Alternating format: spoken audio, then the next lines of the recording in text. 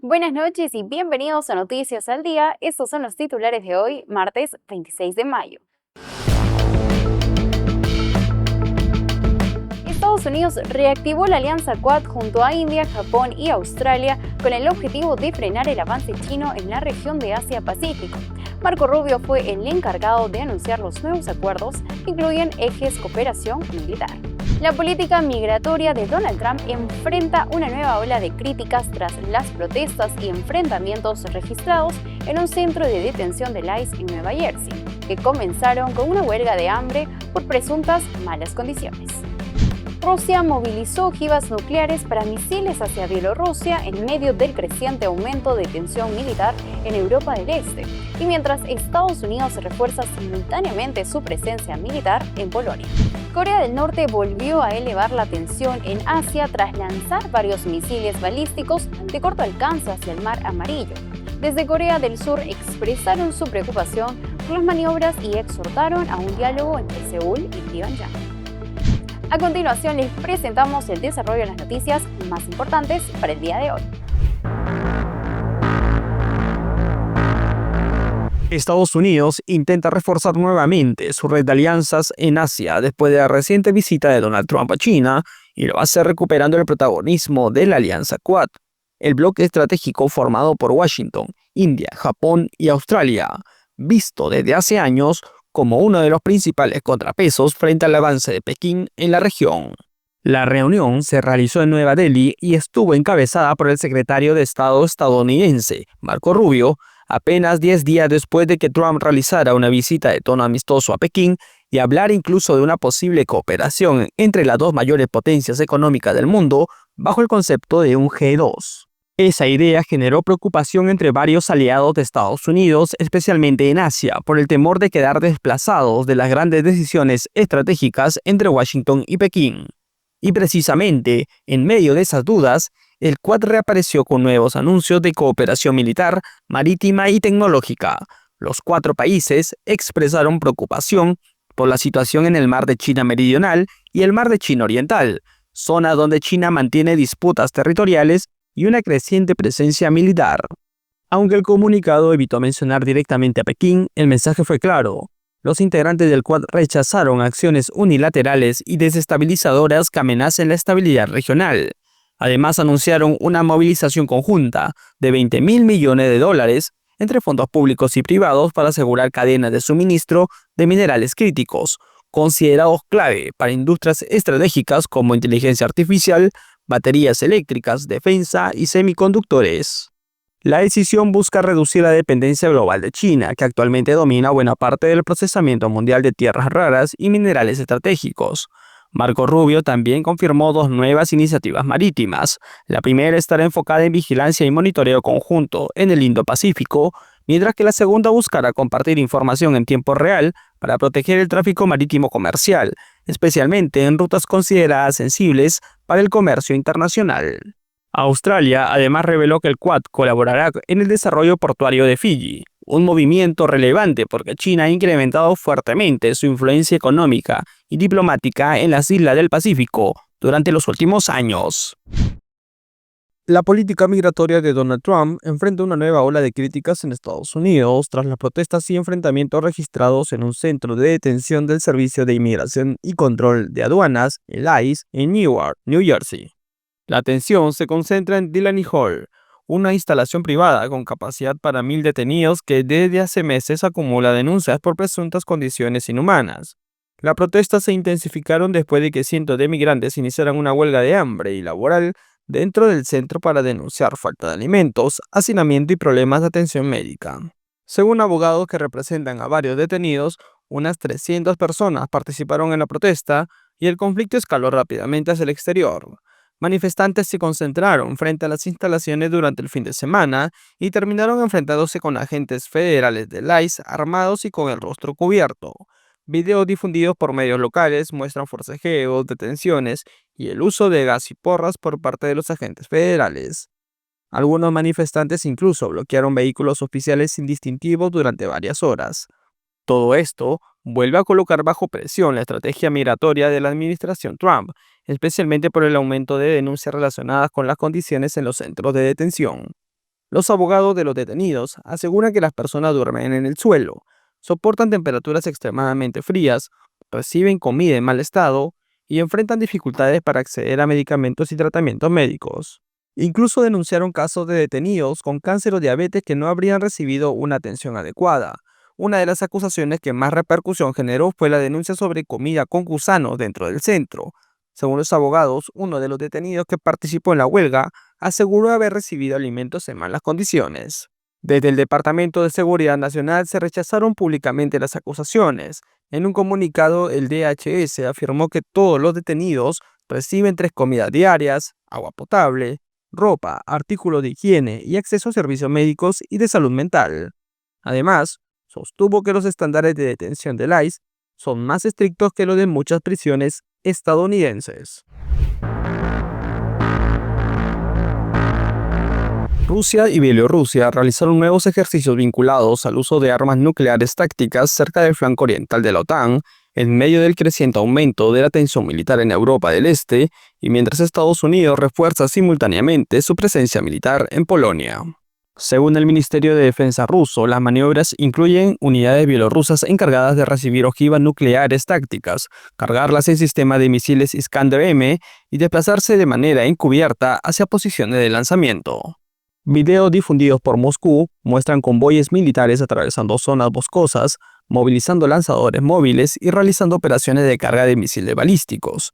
Las maniobras forman parte de la cooperación militar entre Rusia y Bielorrusia dentro del llamado Estado de la Unión, la alianza política y estratégica que ambos países mantienen desde hace años, y la reacción de Ucrania fue inmediata. El gobierno ucraniano acusó al Kremlin de convertir a Bielorrusia en una plataforma nuclear avanzada cerca de las fronteras de la OTAN y calificó el despliegue como un desafío sin precedentes para la seguridad europea. Aunque Rusia ya había confirmado anteriormente la presencia de sistemas Iskander-M en territorio bielorruso, los nuevos ejercicios muestran un nivel mucho más visible de preparación operativa. Todo esto ocurre mientras Moscú endurece también su discurso militar contra Kiev.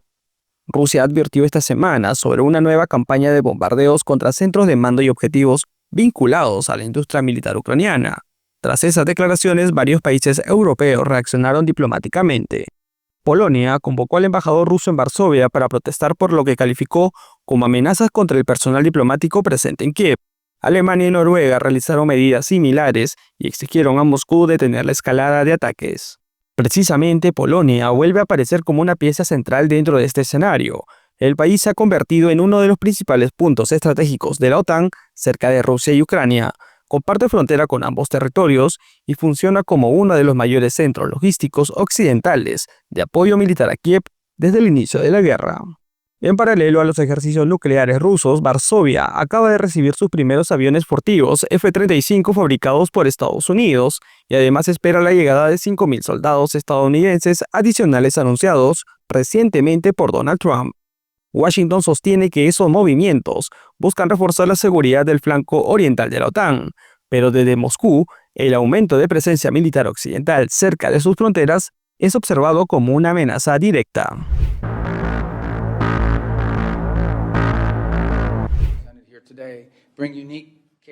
El secretario de Estado Marco Rubio anunció durante una visita a India en la mañana del martes que aún era posible llegar a un acuerdo con Irán, a pesar de que Estados Unidos anunció el lunes que atacó instalaciones de misiles en el sur del país de Medio Oriente, lo que supone un revés para el alto al fuego vigente desde el 8 de abril. Well, look, I think our position is well stated. The president had a very important, historic call just a couple days ago with a number of leaders.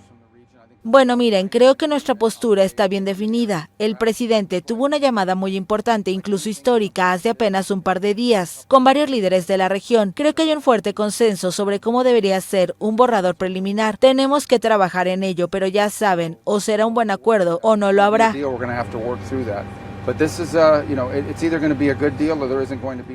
Según el mando del Ejército para Oriente Medio de Estados Unidos, las fuerzas estadounidenses condujeron ataques de autodefensa en el sur de Irán para proteger a sus tropas de las amenazas planteadas por las fuerzas iraníes, y que los objetivos incluían estaciones de lanzamiento de cohetes y barcos que intentaban colocar minas. Los medios iraníes informaron que se escucharon varias explosiones fuertes en Bandar Abbas, al sur del país, alrededor de la medianoche. La guerra, que ha perturbado gravemente la economía mundial debido al bloqueo del estrecho de Hormuz, por donde solía transitar una quinta parte del petróleo crudo y del gas que se consumen en el mundo. Rubio afirmó el martes que ese paso clave se reabrirá de una forma u otra y añadió que lo que está sucediendo ahí es ilícito e ilegal. Irán acusó el martes a Estados Unidos de haber violado el frágil alto al fuego en las últimas 48 horas en la provincia de Hormozgán. La Cancillería iraní aseguró que no dejará sin respuesta a ningún acto hostil y no dudará en defenderse sin dar más detalles. El mando central de Estados Unidos informó que los bombardeos tuvieron como objetivo instalaciones de lanzamiento de misiles y embarcaciones iraníes que intentaban colocar minas. Por su parte, el guía supremo Mojtaba Khamenei dijo en una declaración difundida en la televisión estatal que Washington está perdiendo influencia y que se aleja cada vez más de su antiguo estatus en el Golfo Pérsico. Según en los países del Golfo, atacados casi a diario por Irán en represalia por la ofensiva israelo-estadounidense que empezó el 28 de febrero, no servirán más de escudo para las bases norteamericanas. El líder religioso no ha aparecido en público desde que en marzo sucedió en el cargo a su padre Ali Khamenei, asesinado el primer día de la guerra. Desde que estalló el conflicto, las autoridades iraníes cortaron totalmente la conexión a Internet. Pero según indicó la organización especializada NetBlocks, el martes se restableció su acceso parcialmente. El vicepresidente iraní declaró que el gobierno dio los primeros pasos hacia un acceso libre y regulado al ciberespacio. El ejército israelí mató este martes a 2 gazatíes en el bombardeo de un vehículo al oeste de la ciudad de Khan Yunis, en el sur de la Franja de Gaza, según informó un portavoz de los equipos de rescate de la Defensa Civil. El ataque, presuntamente perpetrado por un dron según la agencia Wafa, se produjo junto a la rotonda de Abu Alá y dejó además varios heridos de diversa gravedad. Este nuevo bombardeo se suma a una violencia que no ha cesado pese a la tregua. Según el Ministerio de Sanidad de Gaza, más de 900 gazatíes han muerto en ataques del ejército israelí desde la entrada en vigor del alto el fuego el pasado 10 de octubre. En total, unas 72.800 personas han perdido la vida en la Franja de Gaza desde el 7 de octubre de 2023, entre ellas más de 21.000 niños. En una ofensiva calificada por una agencia independiente de la ONU, gran parte de la comunidad internacional y expertos en la materia, de genocidio contra el pueblo palestino. El punto culminante de la gran peregrinación anual a la Meca. Cientos de miles de musulmanes rezaron el martes en el monte Arafat, donde según la tradición, el profeta Mahoma pronunció su último sermón. Todo musulmán que tenga recursos para ello debe realizar al menos una vez en su vida el Hajj, uno de los 5 pilares del Islam y una de las mayores concentraciones religiosas del mundo. Es un sueño de la infancia hecho realidad. Deseo que este sueño se haga realidad para todos los musulmanes y que puedan llegar hasta aquí, a este lugar grandioso y bendito. Es un sentimiento que no puedo describir. Todo musulmán aspira a estar aquí y todos te envidian por estar en este lugar sagrado. Más de 1,5 millones de personas participan este año en la peregrinación, a pesar de la incertidumbre sobre el desenlace de la guerra de Israel y Estados Unidos contra Irán. Unos 30.000 iraníes han viajado hasta Arabia Saudita, aproximadamente un tercio de la cifra inicialmente prevista.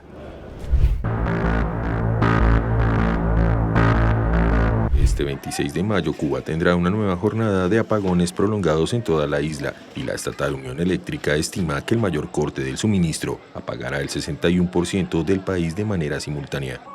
La afectación por los cortes en la última semana ha mantenido cifras por encima del 60%, dejando cada jornada 2/3 del país apagado a la vez en el momento de mayor demanda.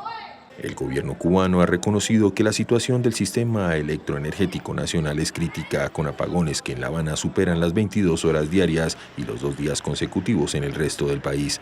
Para esta jornada, Unión Eléctrica, dependiente del Ministerio de Energía y Minas, prevé durante el horario de mayor demanda una capacidad de generación de 1.240 megavatios y una demanda máxima de 3.200 megavatios.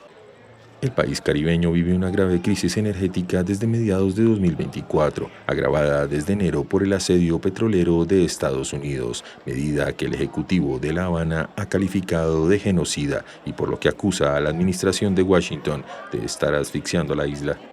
La situación energética cubana también se explica por la obsolescencia de las termoeléctricas con décadas de explotación y sin las inversiones precisas, que ocasiona que la mayor parte de las unidades de generación del país sufran habituales averías.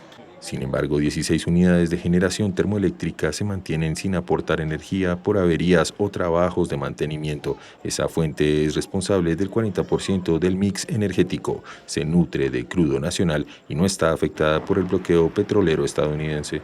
Diversos estudios independientes estiman que harían falta entre 8.000 y 10.000 millones de dólares para reflotar el sistema energético cubano. El líder ultranacionalista peruano, Antauro Humala, descartó que su país vaya a una guerra con Chile si su aliado, el izquierdista Roberto Sánchez, sale victorioso en segunda vuelta contra Keiko Fujimori.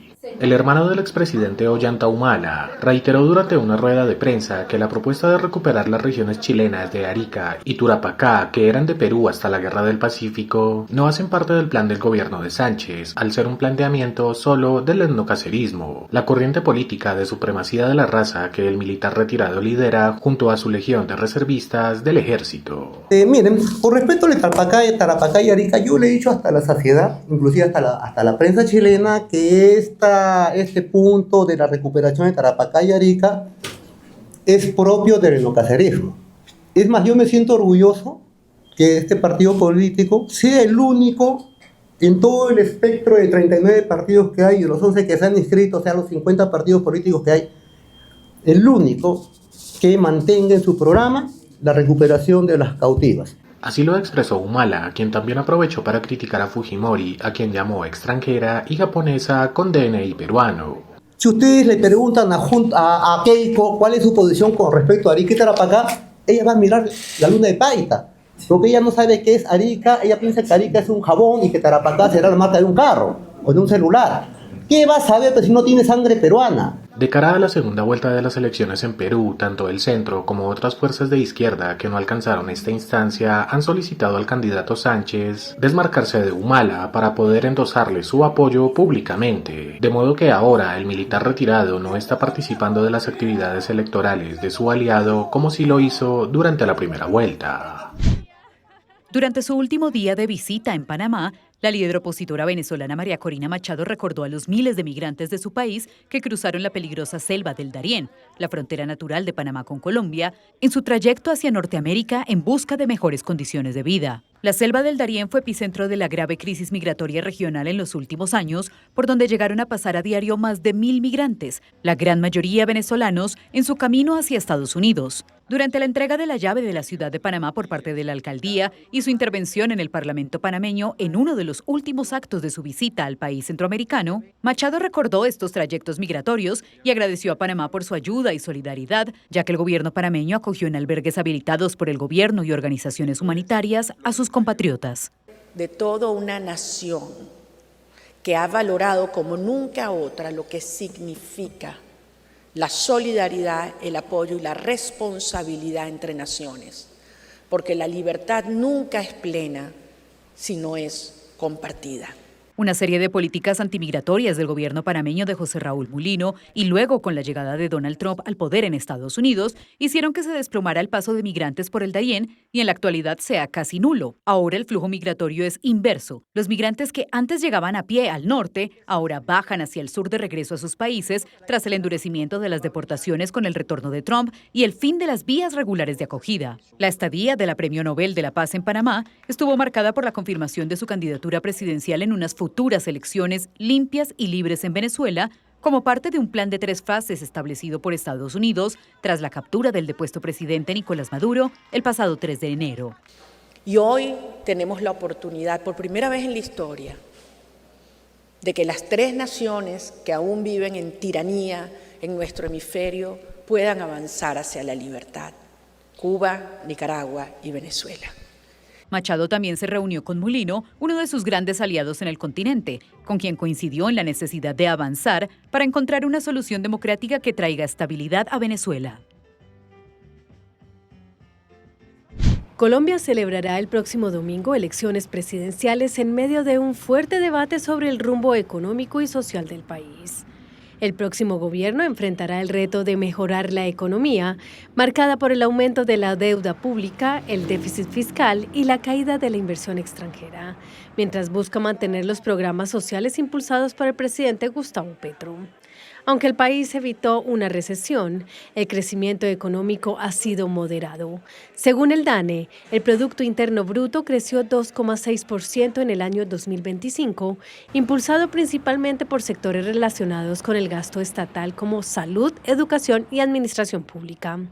El oficialismo asegura que la recuperación se debe a políticas sociales como el aumento del salario mínimo y la ampliación de subsidios para los sectores más vulnerables. Sin embargo, sectores de oposición advierten sobre el deterioro de las finanzas públicas y plantean recuperar la confianza inversionista, fortalecer la disciplina fiscal y reactivar sectores como petróleo y minería.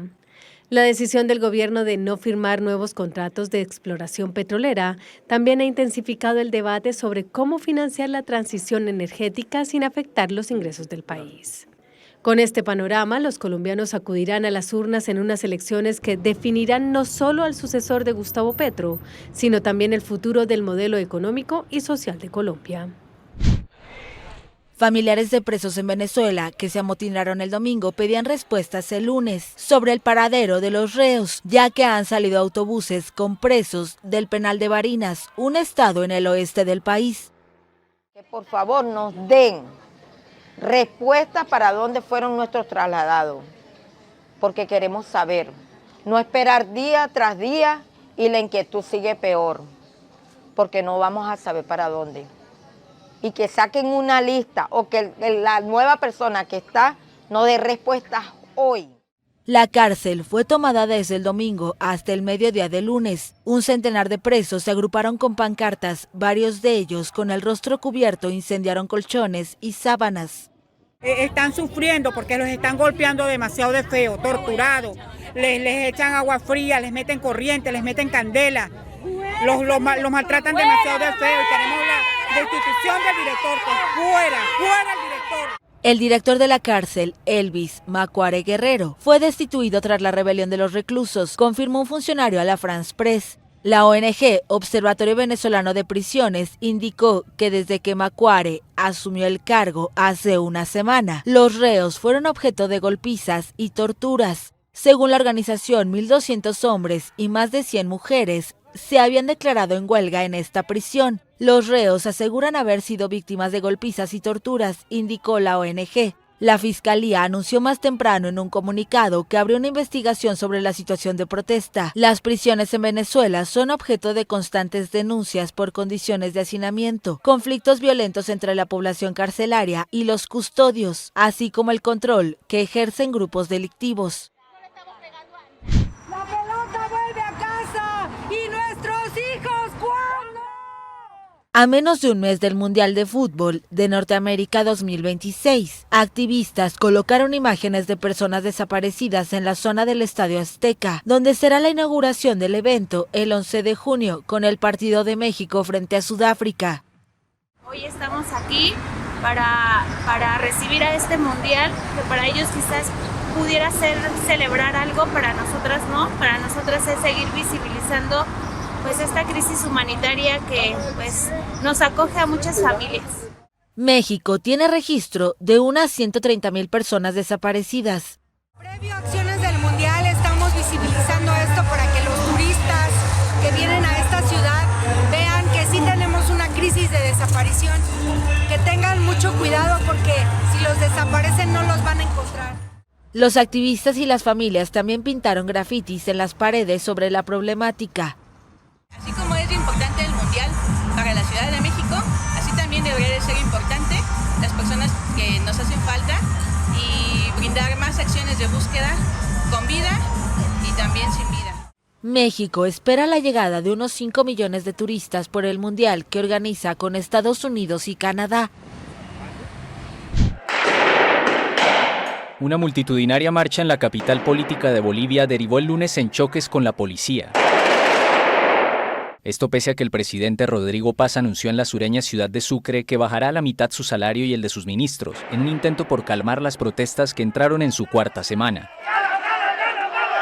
Paz llamó de nuevo al diálogo a las organizaciones que lideran las protestas, pero descartó conversar con manifestantes radicales que usen la violencia. El diálogo está abierto. El diálogo será siempre nuestro instrumento para resolver los problemas. Les reitero una vez más que las manos están abiertas y tendidas y que no solo haremos este diálogo, sino que tendremos, y reitero, ese Consejo Económico y Social de la Patria. El mandatario centroderechista, que asumió el poder hace apenas 6 meses, enfrenta una ola de manifestaciones que exigen su renuncia ante la crisis económica que sufre el país andino, la mayor en las últimas 4 décadas. Los manifestantes rechazan la política económica liberal de Paz, le exigen aumentos salariales y lo culpan de la distribución de gasolina de mala calidad que dañó miles de vehículos.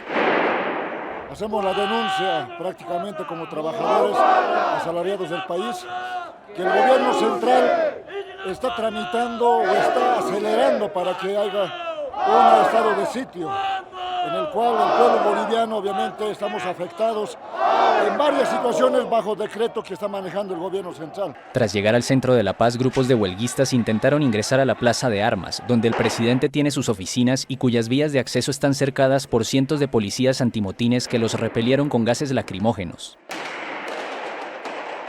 El gobierno boliviano ha denunciado que estas movilizaciones buscan alterar el orden democrático. Estados Unidos y otros países de América Latina le han expresado su apoyo. Paz y sus ministros acusan al expresidente socialista Evo Morales, prófugo por un caso de presunta trata de una menor, de estar detrás de las protestas. El líder cocalero instó al gobierno el domingo a que llame a nuevas elecciones en 90 días. Y el presidente de transición convoque en 90 días a la elección, que es con...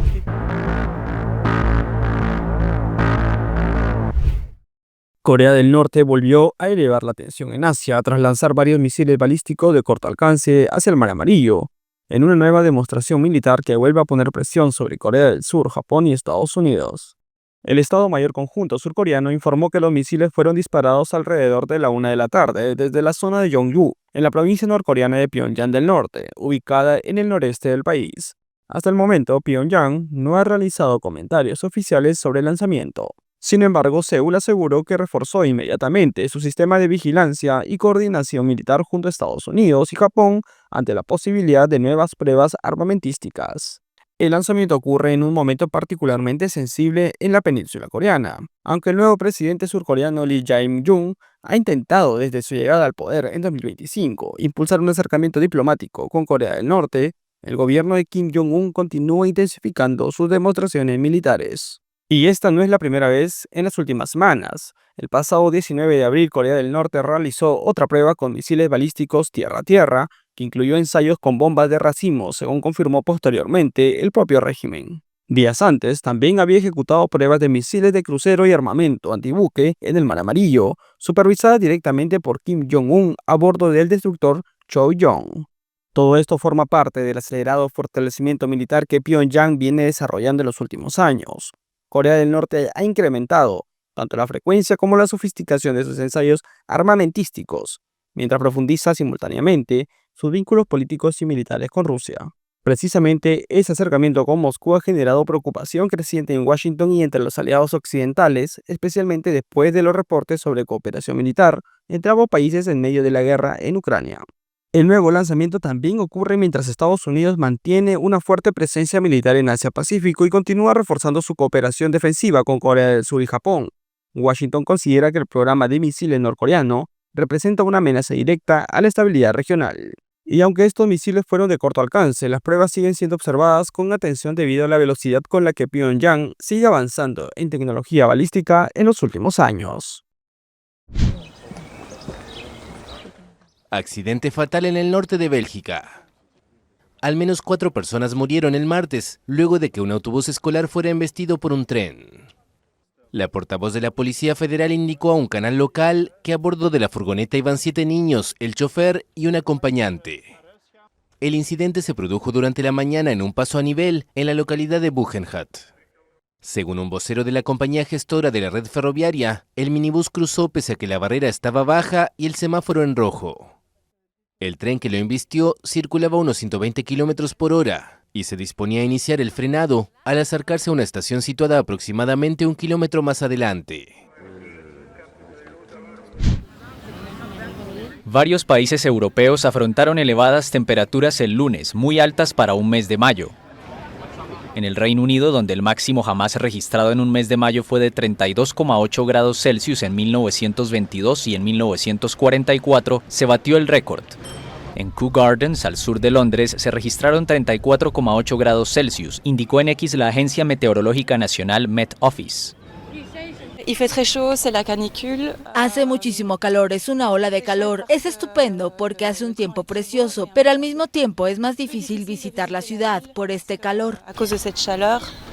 La semana pasada, los asesores sobre el clima advirtieron al gobierno británico que el país está construido para un clima que ya no existe y lo instaron a adaptar infraestructuras como escuelas y hospitales. La agencia declaró el domingo el estado de ola de calor en 8 regiones de Inglaterra, entre ellas Gran Londres y los condados de Suffolk y Essex. En Francia, el Instituto Nacional de Meteorología declaró alerta naranja por ola de calor en 8 departamentos, el segundo nivel en una escala de 3. Es algo que venimos observando desde hace varias décadas, lo que significa que el fenómeno es acumulativo y que claramente cada vez vemos umbrales más altos de temperatura o de sequía. Así que sí, es muy preocupante. Probablemente sea una de las cosas más preocupantes a las que nos enfrentamos.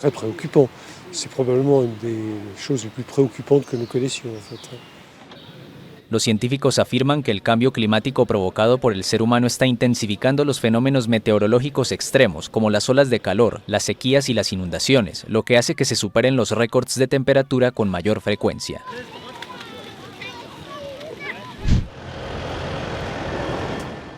El uso de las redes sociales constituye un problema de salud pública, al mismo nivel que el tabaquismo y el uso del cinturón de seguridad en un automóvil. Eso considera una organización que reúne las principales instituciones médicas británicas, en el último día de una consulta iniciada por el gobierno laborista sobre la posibilidad de prohibir las redes sociales a los menores de 16 años en Reino Unido. Entre los más de 450 médicos encuestados, la mitad declaró tratar al menos a un niño por semana que sufre angustia mental o lesiones físicas relacionadas con contenidos en Internet. Los profesionales también afirman observar una ola de niños radicalizados debido a su exposición a contenidos de odio, adictivos y extremadamente perturbadores. A mediados de abril, el primer ministro Keir Starmer dejó entrever que podría restringir el acceso de los menores a las redes sociales debido a los peligros para su seguridad, aunque insistió en que esperaría al final de la consulta antes de tomar una decisión definitiva.